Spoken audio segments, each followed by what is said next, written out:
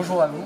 On voulait avoir votre position sur la télémédecine et le lien avec la solidarité et plus particulièrement avec la Méditerranée. Est-ce que vous pouvez nous en dire deux mots? Alors, moi je suis interne en chirurgie urologique, je suis d'origine libanaise, je suis parti du Liban il y a 12 ans et depuis plusieurs années, depuis que je suis en France, en fait, je suis régulièrement contacté par des amis, de la famille, plein de personnes en fait, quasiment toutes les semaines qui me demandent des consultations, qui m'envoient des fichiers d'imagerie, des examens biologiques à interpréter et je pense que tout cela part d'un réel besoin qui est effectivement le manque d'expertise. Et donc là, la télémédecine a toute sa place dans cette partie-là. Donc la télémédecine, c'est un sujet très très vaste où on n'a pas que la télémédecine à proprement parler, mais on peut parler de téléconsultation, de téléexpertise, de télémanipulation en chirurgie. Donc je pense en tout cas pour le Moyen-Orient, il y a vraiment un réel besoin et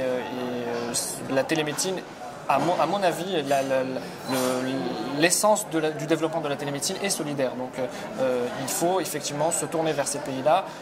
Surtout que là, par exemple, au Liban, on a environ 1 million de réfugiés syriens qui n'ont aucune prise en charge sanitaire et qui sont perdus dans la nature. Et donc à ce moment-là, oui, on peut aussi développer des projets humanitaires destinés, basés sur la télémédecine et destinés vers ces populations-là. Est-ce que vous pouvez nous en dire un peu plus sur Innov'Santé, la start-up que vous avez créée? Alors, Innov'Santé est une start-up de e-santé, donc à la base née dans un hôpital public. Et puis, on a voulu en fait apporter une nouvelle vision du système de soins. Une vision complètement numérique, dématérialiser totalement le parcours de soins du patient et aussi générer en tout cas des économies de santé publique.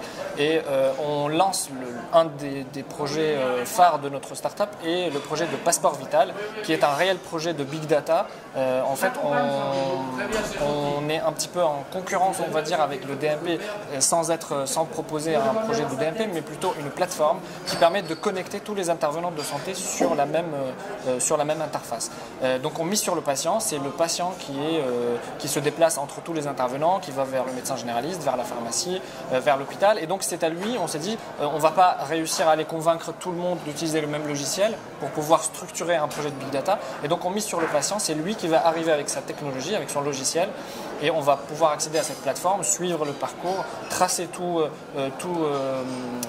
les actes, toutes les données sur une plateforme, bien entendu sécurisée, anonymisée, et c'est le patient qui a le pouvoir. Donc on remet vraiment le patient au cœur de la prise en charge.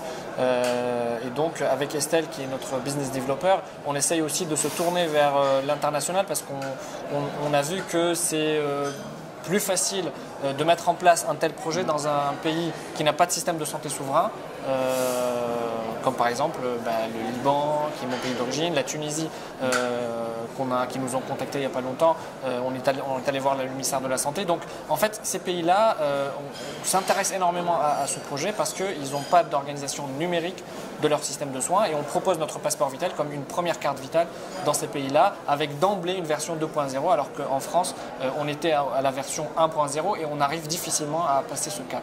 D'accord. Vous pouvez nous en dire un peu plus sur Innov'Santé? Oui, bien sûr. Donc Innov'Santé, c'est une start-up qu'on a créée en avril 2016. À l'heure actuelle, on est déjà une bonne équipe puisque donc Adnan est le fondateur et le CEO. Je suis business développeur. On a 4 développeurs, donc 2 au Liban pour le passeport vital, 2 autres sur 2 autres projets qu'on a en annexe.